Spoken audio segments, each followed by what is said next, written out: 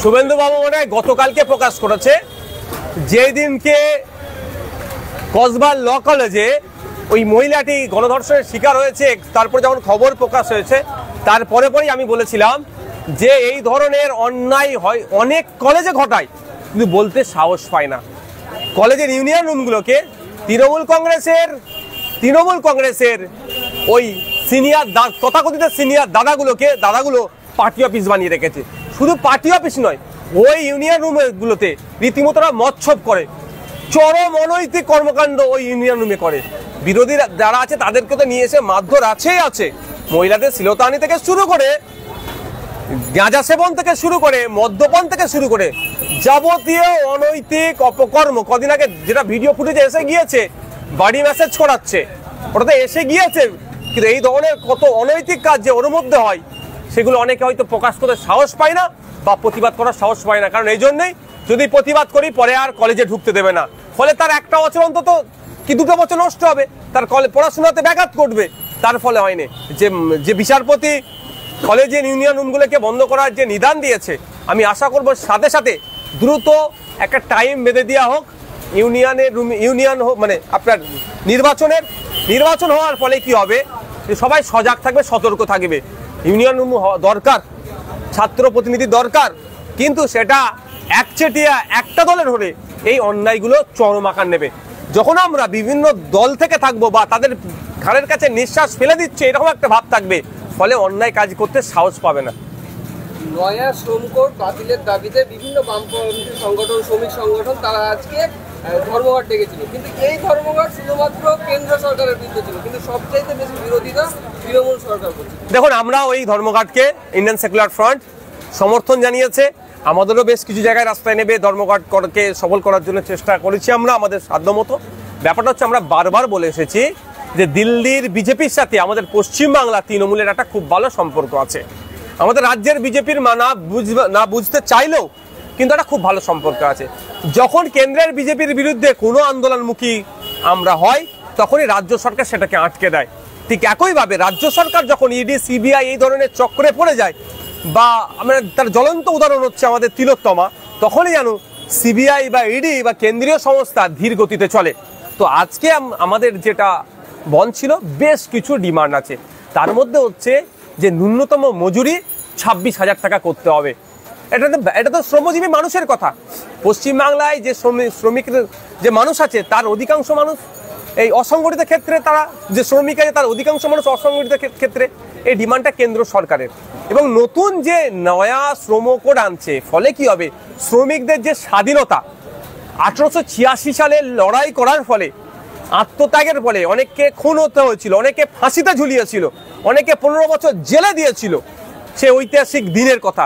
তার ফলে 8 ঘন্টার কাজের যে স্বাধীনতা পেয়েছিল, সেই স্বাধীনতাটাও কেড়ে নেওয়া হবে। এই জন্য এই যে নয়া শ্রম কোডের বিরুদ্ধে রাস্তায় আজকে নামা হয়েছে, প্রতিবাদ হচ্ছে।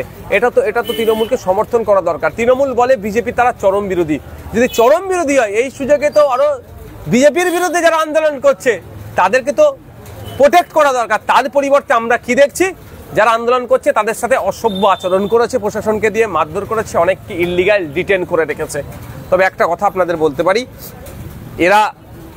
এরা বিজেপির কাছে তৃণমূল ভালো সাজার চেষ্টা করছে, আরো ভালো সাজার চেষ্টা করছে 2026-এর বৈতরণী পার করার জন্য। তবে পশ্চিমবাংলার জনগণ যারা 21-এ বিজেপিকে বেছে নিয়েছিল, 21-এ যারা তৃণমূলকে বেছে নিয়েছিল, তারা কিন্তু এই 26-এ বিজেপি তৃণমূল দুটো দলকে প্রত্যাখ্যান করবে।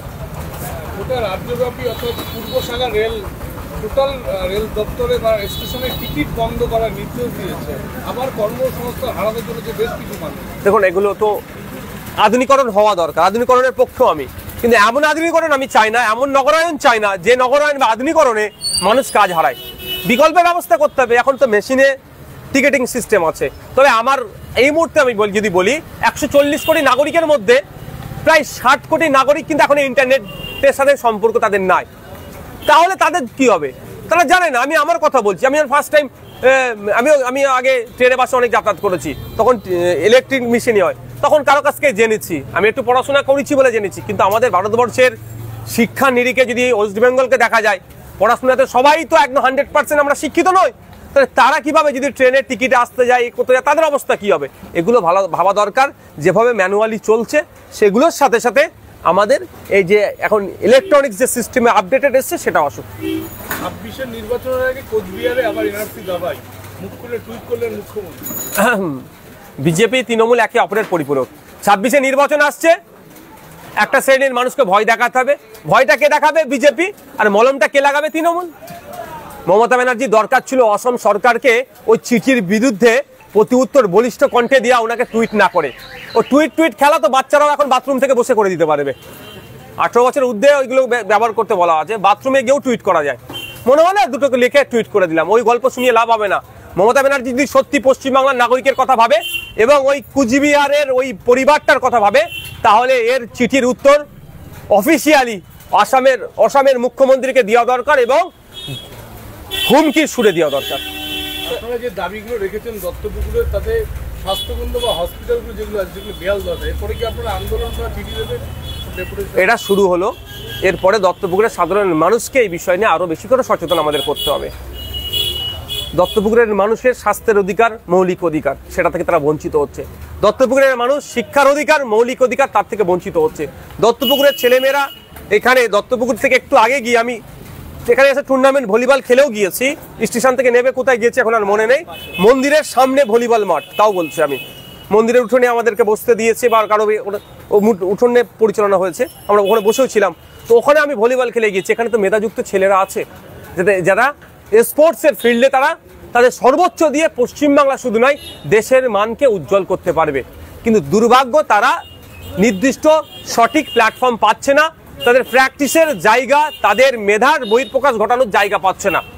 তাই জন্য আমরা এখানে একটা উন্নত মানের স্টেডিয়াম চেয়েছি। তো এই বিষয়গুলো নিয়ে দত্তপুকুরের অলিতে গলিতে গিয়ে সাধারণ মানুষের কাছে পৌঁছাবো। আমরা পৌঁছে দত্তপুকুরের সাধারণ মানুষকে নিয়ে প্রয়োজনে ডিএম ডেপুটেশন হবে আগামী দিনে। দেখবেন, এটা তো বোঝাই যাচ্ছে। স্বামীজির ভাষা আমি একটা কথা বলি, শেষ করব। স্বামীজি বলছেন, সারাদিন চলার পথে যদি তুমি কোনো বাধার না সম্মুখীন হও, জানবে তুমি ভুল পথে পরিচালিত হচ্ছ।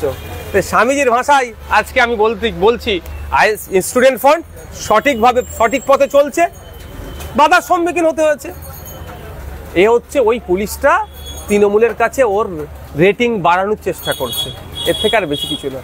তৃণমূল বিজেপিকে আপনি একে অপরের পরিপূরক বলছেন, কিন্তু সৌমিক ভট্টাচার্য যেই দিনকে দায়িত্বে এলেন সেই দিন আপনাদের সবাইকে ইনক্লুডিং সমস্ত বিরোধীদেরকে একসঙ্গে এসে তৃণমূলের বিরুদ্ধে লড়াই করতে বলছেন। দেখুন, মুখোশ ভাই আছে, শ্রমিক বাবুর যদি ও কথাই বলে, তাহলে শ্রমিক বাবুর কাছে আমি অনুরোধ প্রথমে করছি যে 54-55 জন আমাদের তিলোত্তমাকে খুন করার দিনে ওই করিডোরে যাতায়াত করছিল, ওদের ছবিটা পাবলিক ডোমিনে দিয়ে দিক সিবিআই, যে তাদের নাকি খুঁজে পাচ্ছে না। তো আমরা পাবলিক দত্তপুকুরের মানুষ, ফুরফুরা শরীফের মানুষ, বারাসাতের মানুষ, বসিরহাটের মানুষ খুঁজে দেবো ওই দুষ্কৃতিগুলো কারা, সমাজ বিরোধীগুলো কারা ছিল, যারা আমাদের বাড়ির মেয়ে, আমাদের কন্যা তিলোত্তমাকে খুন করেছে। এই কাজটা করতে বলুন তো।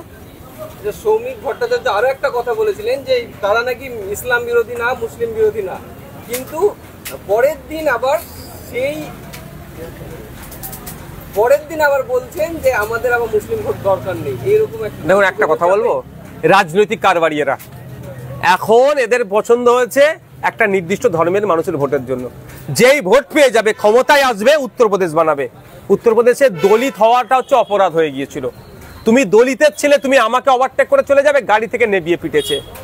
তুমি দলিত, তুমি বিয়ে বাড়ি মানে লজ ভাড়া করে তোমার মেয়ের বিয়ে দেবে, তোমার এত বড় হিম্মত, পিটিয়েছে। এরা রাজনৈতিক কারবারি। যখন প্রয়োজন হবে মুসলিম ভোট, এরা মুসলিম ভোটের কথা বলবে। দেখুন, মহারাষ্ট্রে গিয়ে কি বলছে, গোমাংস ব্যান করে দেবো, ভোট আমাকে দাও। গোয়াতে কিন্তু গিয়ে কথা বলছে না, মেঘালয়ে গিয়ে কথা বলছে না যে গোমাংস বন্ধ করে দেবো আমি জিতলে। তখনও কথাটা বলছে না, কারণ আপনার মেঘালয়ের খাসিয়া জাতি যারা আছে তারা গোমাংসও খায়। ওখানে খাসিয়া জাতির ভোট না পেলে বিজেপি সিট পাবে না। তো সুতরাং এটা রাজনৈতিক কারবারি। আজকে যদি মুসলমানদের ভোটের প্রয়োজন হচ্ছে না, ওই জন্য এখন হিন্দু ভোট প্রয়োজন ওদের দরকার। যখন এদের আবার মুসলিম ভোটের দরকার হবে, দেখবে আপনার পায়ের নিচে এসে বসবে। এই রাজনৈতিক কারবারিদের থেকে সাধারণ মানুষকে সতর্ক থাকতে হবে।